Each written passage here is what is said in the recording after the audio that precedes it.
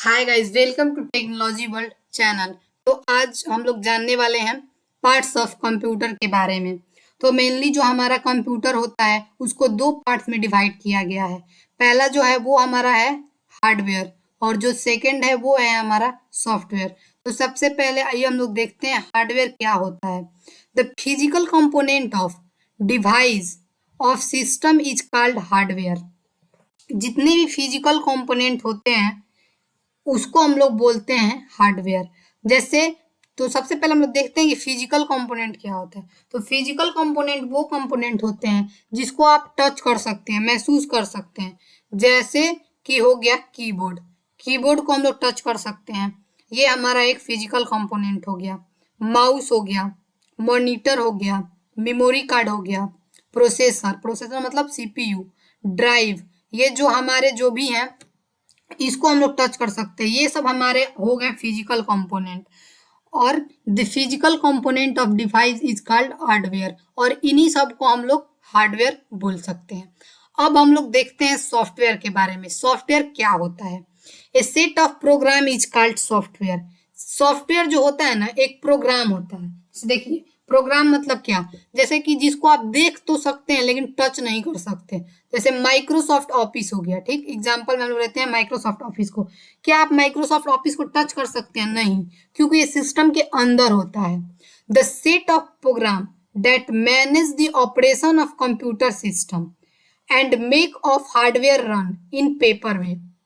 ऐसा प्रोग्राम का सेट होता है जो कंप्यूटर सिस्टम के ऑपरेशन को हार्डवेयर के थ्रू रन कराता है पेपर वे में। जैसे विंडो हो गया, गूगल ड्राइव हो गया। आप ऐसा ही बोल सकते हैं कि देखिए अगर हार्डवेयर होता, ठीक, और सॉफ्टवेयर और कंप्यूटर में नहीं होता है, तो बिना सॉफ्टवेयर के आप कंप्यूटर में कोई भी काम नहीं कर सकते हैं। बिना सॉफ्टवेयर के कंप्यूटर जो है एक खाली डब्बा के समान है। क्योंकि जब अगर कोई सॉफ्टवेयर होगा ही नहीं, अगर मान लीजिए विंडो 11 होगा नहीं, आप किस पे वर्क करेंगे?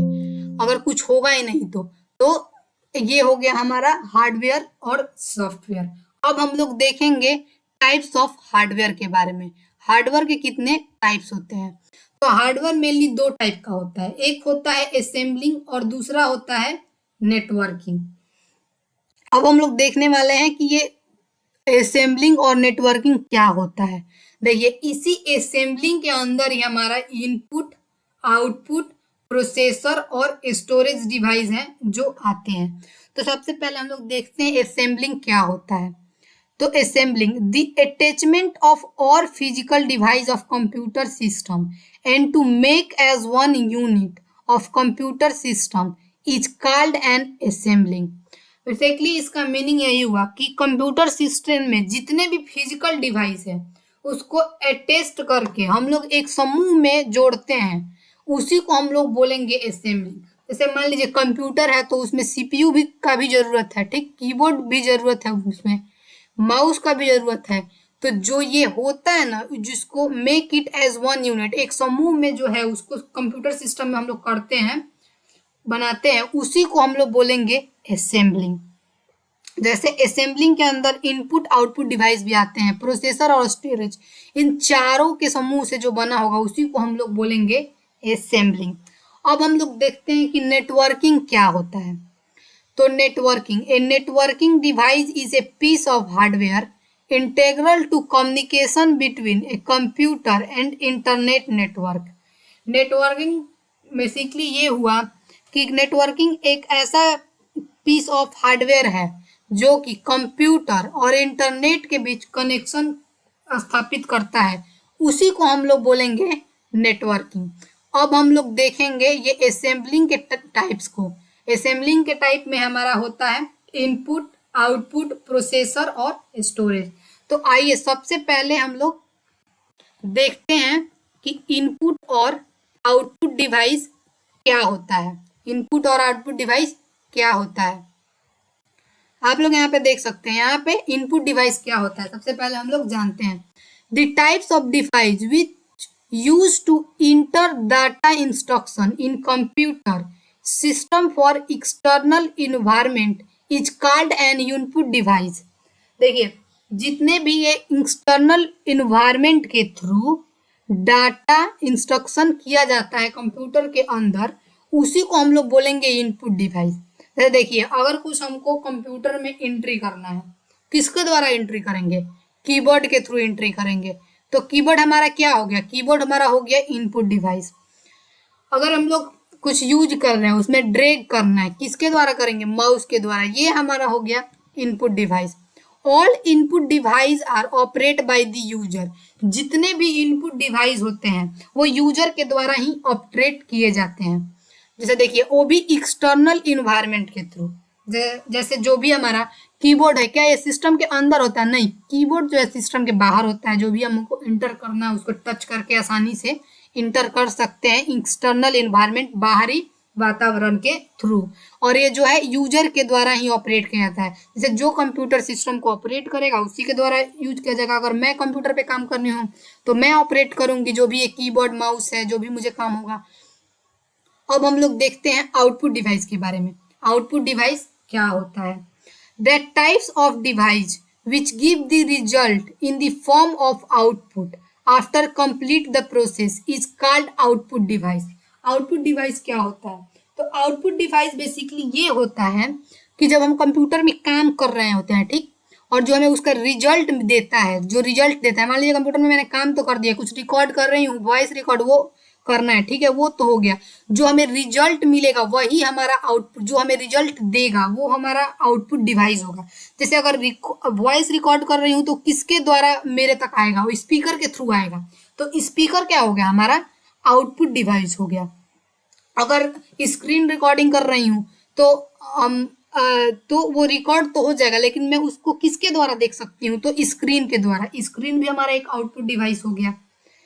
प्रोजेक्टर, हेडफोन है जिसके द्वारा मैं सिस्टम के साउंड को सुन सकती हूँ। तो ये हमें आउटपुट, जो हमें रिजल्ट दे, वो हो जाता है हमारा आउटपुट डिवाइस। जिसके थ्रू हमारे वर्क का रिजल्ट हमें प्राप्त होता है वो हमारे हो जाते हैं आउटपुट डिवाइस।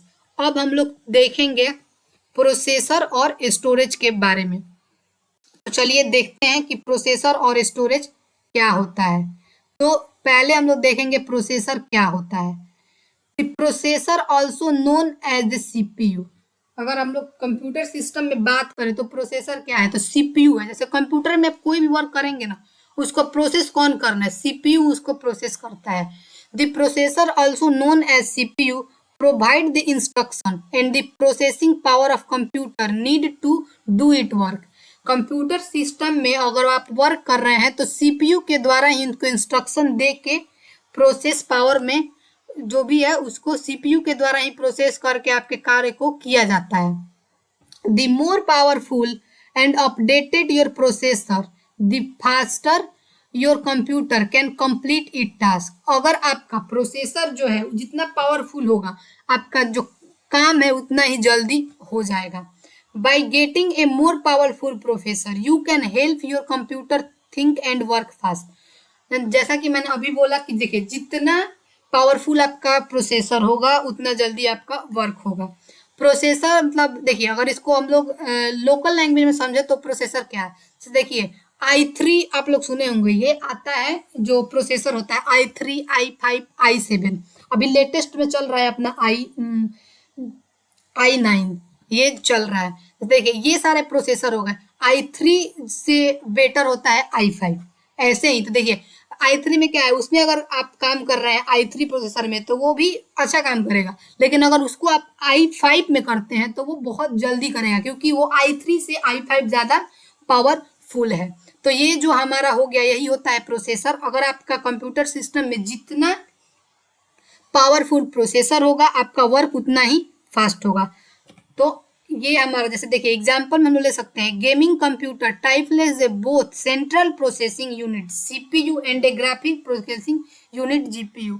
मेनली देखिए, जो गेमिंग कंप्यूटर है उसके लिए आपको पावरफुल प्रोसेसर चाहिए, पावरफुल प्रोसेसर चाहिए गेमिंग के लिए। तो वो जो है सीपीयू के थ्रू ही काम करता है। तो उसके लिए जितना गेमिंग के लिए आपको पावरफुल कंप्यूटर चाहिए तो आप i5 ले सकते हैं, ठीक। तो i5 जो होता है काफ़ी पावरफुल है और ये फास्ट करेगा। तो ये हो गया हमारा प्रोसेसर क्या होता है। अब हम लोग देखेंगे स्टोरेज। स्टोरेज क्या होता है? The storage is a unit of part of a computer system which employed to store the information and instructor to be proceed. जो भी हम कंप्यूटर में वर्क करते हैं, जो प्रोसीड होता है, उसको हमारे इंफॉर्मेशन को या इंस्ट्रक्शन को जहाँ स्टोर किया जाता है उसी को बेसिकली हम लोग बोलेंगे स्टोरेज।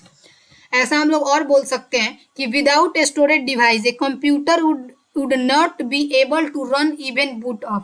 बिना वो स्टोरेज डिवाइस के कंप्यूटर किसी भी डाटा को रन या बूट ऑफ नहीं कर सकता है।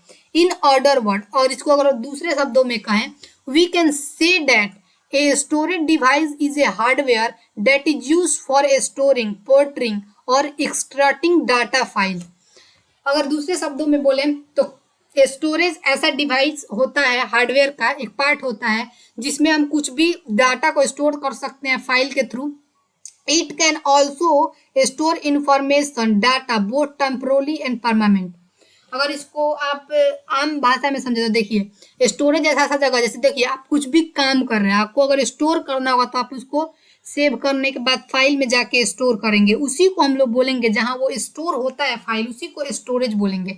जैसे स्टोरेज का एग्जांपल में हमारा हो गया मेमोरी। मेमोरी में भी हम लोग जो भी हमारा डाटा, इंस्ट्रक्शन या जो भी है उसको हम लोग स्टोर कर सकते हैं। उसको चाहे तो हम लोग टेम्पोरली या परमानेंट दोनों, मतलब टेम्पोरली मतलब अभी के लिए भी चाहें तो स्टोर कर सकते हैं, और परमानेंटली मतलब हमेशा के लिए भी चाहें तो उसको स्टोर कर सकते हैं। पेन ड्राइव हो गया, हार्ड डिस्क हो गया, रैम और रोम हो गया, इन सब में हम चाहे तो बेसिकली स्टोरेज जो है, स्टोरेज में हम लोग डाटा को आराम से स्टोर कर सकते हैं। उसको चाहे तो हम लोग टेम्पोरली स्टोर करें या परमानेंटली। तो आज हम लोगों ने देखा पार्ट्स ऑफ कंप्यूटर के बारे में, टाइप्स ऑफ हार्डवेयर के बारे में, और तो चलिए अब हम लोग मिलते हैं अपने अगले वीडियो में। Thank you for watching this video.